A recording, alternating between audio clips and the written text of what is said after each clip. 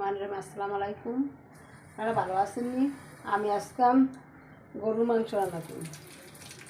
দেখেন কীভাবে রান্না করি, ফুল ভিডিওটা দেখবেন।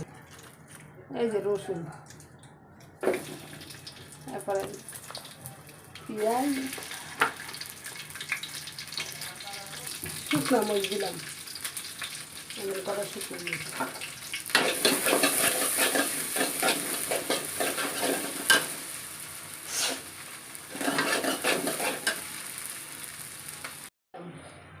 সুন্দর একটা গ্রাম আলু দিয়ে গোটা জিরা দিলাম,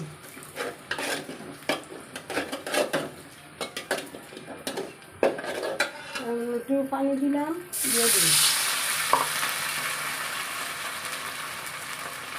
আবার একটু এখানে হলুদের গুঁড়া, মরিচের গুঁড়া,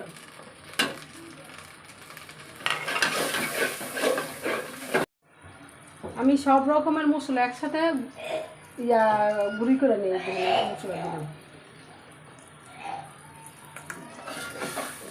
আজকে রান্তাছি আড্ডি গুড্ডি মিলাই একসাথে মনে করে রান্না করবো। আজকে একটু বৃষ্টি আছে, এই কারণে গরু মাংস আর খিচুড়ি রান্না করবো। মশলা কষানো হয়েছে, আর মাংস দিব, তারপর কয়েকটা আলু দেবো।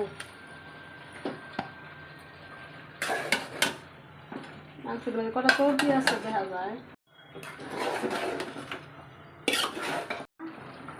আলু দিলাম,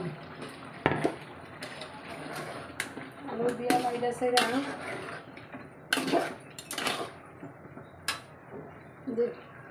গরম পানি করছি, গরম পানি দিলাম।